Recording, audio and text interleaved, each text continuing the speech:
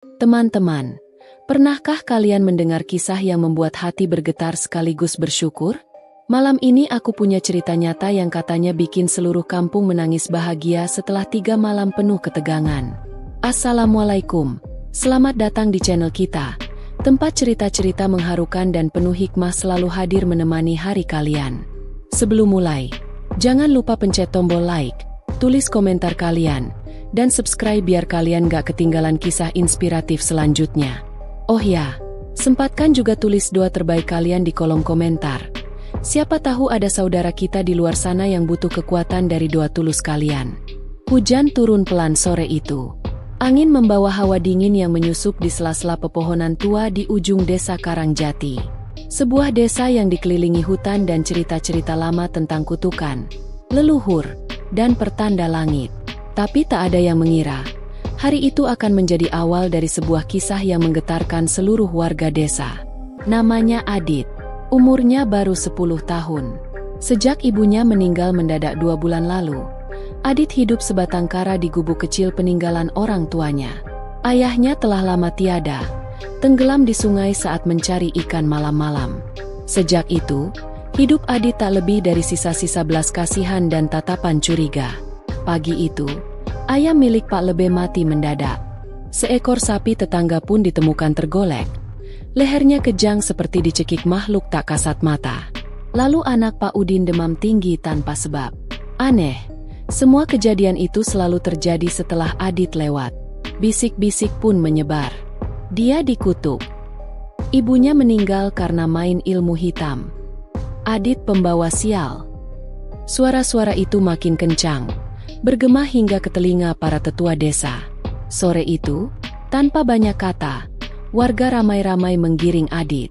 Tangan kecilnya ditarik, wajahnya pucat, matanya bingung. Ia tak paham kenapa semua orang menatapnya seperti hantu. Ia hanya menunduk, mencoba menahan tangis, sementara tangannya diikat kuat dengan tambang, dibawa ke pohon rambutan besar di ujung desa. Ini pohon keramat. Kalau memang dia tak bersalah, biar alam yang bicara, kata Pak Lebe lantang, berdiri dengan tongkat kayu di tangan. Warga mengangguk. Beberapa ibu menutup mulut anak-anak mereka. 1-2 orang menangis, tapi tak ada yang berani bersuara. Pohon rambutan itu tinggi menjulang, daunnya rimbun, dan batangnya hitam kehijauan karena lumut. Dulu konon seorang pendeta tua pernah menghilang di bawahnya. Dan sekarang, seorang bocah yatim diikat di sana, karena prasangka dan ketakutan yang belum terbukti kebenarannya. Malam mulai datang. Angin makin kencang. Tapi Adit tetap diam. Punggungnya bersandar pada batang pohon yang dingin. Ia hanya berbisik, lirih, memanggil nama Allah berkali-kali. Ya Allah, lindungi aku. Dari kejauhan, Burini berdiri di balik batang pisang. Ia menggenggam dada. Ia guru ngaji Adit. Hanya dia yang tahu bagaimana baiknya anak itu, bagaimana lembutnya hati Adit. Tapi ia takut, tak bisa maju, tak bisa berkata. Mulutnya terkunci oleh ketakutan yang sama. Dan malam pun benar-benar jatuh. Bulan tertutup mendung. Hutan jadi lebih gelap dari biasanya. Warga pulang ke rumah masing-masing. Tapi Adit tetap di sana, sendiri, di bawah pohon rambutan. Dengan tubuh terikat, dan langit yang seperti menyimpan rahasia. Malam pertama berjalan perlahan. Angin hutan membawa suara-suara aneh. Sesekali terdengar lolongan serigala jauh di dalam gelap. Tapi Adit hanya diam. Ia menggigil. Bukan hanya karena dingin, tapi juga karena rasa takut yang begitu kuat menyergap dadanya. Tali tambang yang melilit tubuhnya terasa makin kencang karena tubuhnya bergerak terus tanpa sadar. Rasa sakit itu membuatnya meneteskan air mata, tapi bibirnya tetap tak berhenti melafalkan doa. Ya Allah, jika memang aku tidak bersalah, tolong tunjukkan pada mereka. Ucapnya lirih, hampir tak terdengar. Tengah malam, sesuatu terjadi. Angin berhembus kuat dari arah hutan. Pohon-pohon bergoyang keras. Dedaunan gugur seperti hujan. Dan entah dari mana, seekor ular besar muncul. Tubuhnya hitam berkilat. Matanya merah menyala dalam gelap. Ular itu merayap mengelilingi pohon rambutan tempat Adit diikat. Dari balik semak, dua orang penjaga malam menyaksikan itu. Wajah mereka pucat pasi. Astagfirullah, itu ular jadi-jadian, bisik salah satu dari mereka. Tapi anehnya, ular itu tak menyerang. Ia hanya memutari pohon, lalu diam di bawah akar sejenak, sebelum masuk kembali ke hutan. Pagi harinya, kabar tentang ular besar itu menyebar cepat. Warga gempar. Benar, dia membawa kutukan, ujar Pak Lebe dengan suara penuh kemenangan. Ular itu penjaganya. Tapi Bu Rini berpikir lain. Kalau ular itu penjaga, kenapa Adit tidak disakiti? Gumamnya pelan. Namun suaranya lagi-lagi tenggelam di antara teriakan warga yang menebar ketakutan kemana-mana. Adit tetap terikat. Tubuhnya lemas, tapi wajahnya tenang. Ada cahaya lembut dalam matanya yang membuat seorang anak kecil yang melihatnya dari kejauhan menjadi heran. "Bu, kenapa Adit malah kelihatan bahagia ya?" tanyanya polos. Sore kedua datang. Hujan kembali turun. Kali ini lebih deras. Petir menyambar-nyambar langit desa. Warga menutup jendela dan mengurung diri. Hanya beberapa orang yang masih berani berjaga, termasuk Pak Lebe. Mereka berlindung di gubuk kecil tak jauh dari pohon. Dan saat malam kedua datang, kilat menyambar sangat dekat. Seketika tambang yang mengikat tangan Adit nyaris putus. Tapi Adit tetap diam. Ia tak berani bergerak. Ia takut jika warga menganggapnya melarikan diri. Maka ia hanya kembali memejamkan mata. "Ya Allah, Engkau Maha Melihat." Di tempat lain, Bu Rini sujud dalam tangis. "Ya Allah, jika benar anak itu suci, tunjukkan kebenaran-Mu. Jangan biarkan prasangka menelan masa depannya." Tangisnya tak berhenti malam itu. Dan pada saat yang sama, awan mendadak terbuka. Bulan purnama muncul perlahan. Cahayanya jatuh tepat ke pohon rambutan itu. Adit mengangkat wajahnya. Untuk pertama kali, dia tersenyum dalam tangis. Ia merasa Allah sedang mendengarkan. Pagi ketiga datang dengan suasana yang berbeda. Angin sejuk berembus lembut, dan aroma manis tercium dari arah pohon rambutan. Warga yang lewat dibuat terkejut. Pohon yang seminggu lalu kering dan tak berbuah, kini dipenuhi rambutan merah yang ranum dan segar. Beberapa anak kecil yang penasaran menghampiri. Mereka mendekat pelan-pelan, menengok Adit yang masih terikat lemah. Tak ada yang berani menyentuhnya. Tapi mata mereka tertarik pada rambutan-rambutan yang bergelantungan di atas kepala Adit. Seorang anak bernama Sari, yang semalam demam tinggi, tiba-tiba memetik satu rambutan yang jatuh. "Aku makan ya, Dit?" tanya Sari dengan suara kecil. Adit hanya mengangguk pelan.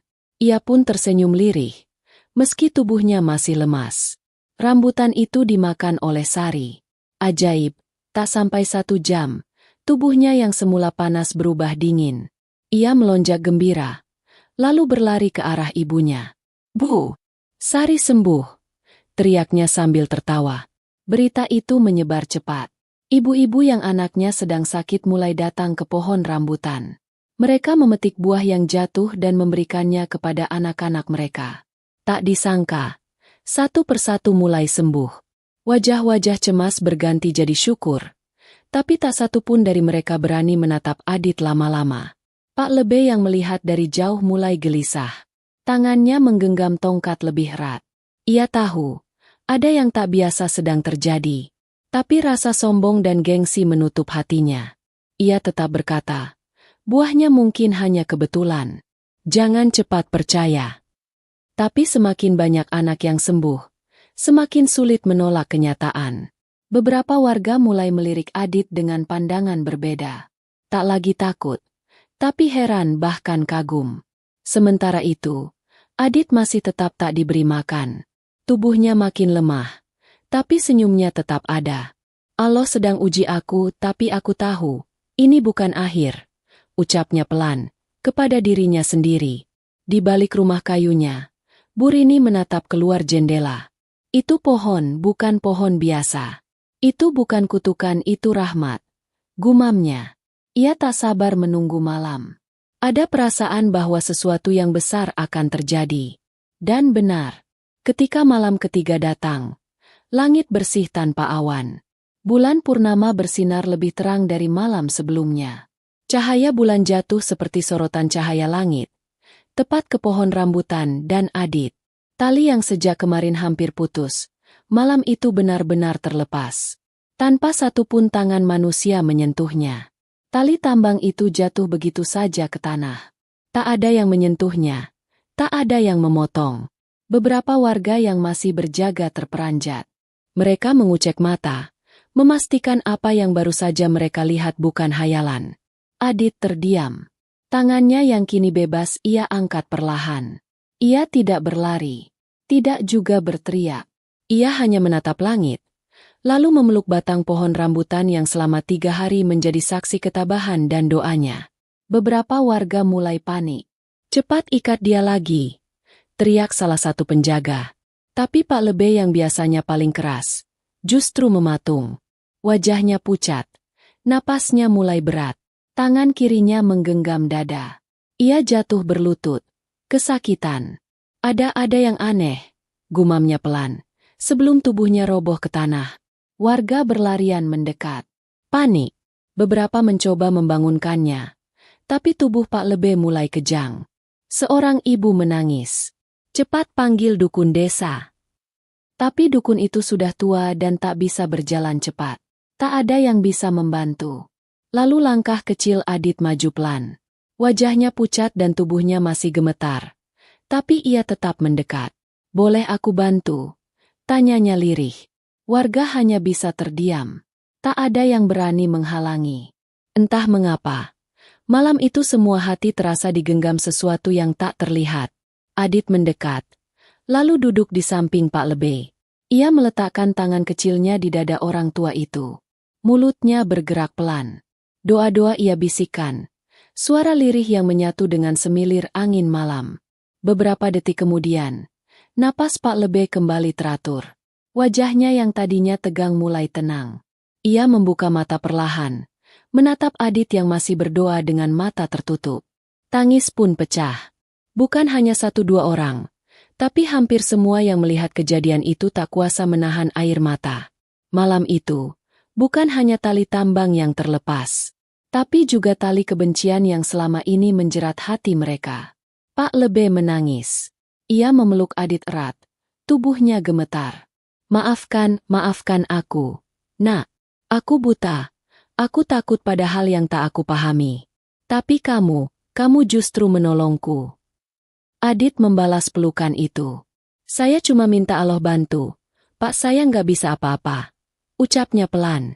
Dan malam itu menjadi malam yang dikenang semua warga desa Karangjati. Bukan karena ular, atau kutukan, atau pohon keramat, tapi karena keajaiban datang. Lewat tangan kecil yang tak pernah membalas kebencian dengan dendam. Pagi keempat, desa Karangjati berubah. Matahari terasa lebih hangat, dan angin pagi tak lagi membawa rasa takut. Warga berkumpul di sekitar pohon rambutan. Tapi kali ini, bukan untuk mengikat, melainkan untuk meminta maaf. Adit berdiri di tengah kerumunan. Tubuhnya masih kurus, tapi senyumnya begitu damai. Anak-anak berlarian mendekatinya, menggenggam tangannya, memeluknya.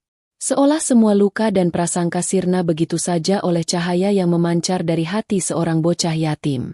Burini tak kuasa menahan air mata. Ia memeluk Adit erat-erat. "Kamu anak yang luar biasa, Dit. Allah menjaga kamu karena kamu menjaga sabar dan doa." Adit hanya mengangguk. Matanya juga berkaca-kaca. Pak Lebe, yang dulu paling lantang menuduh, kini berdiri di depan Adit dengan lutut bergetar.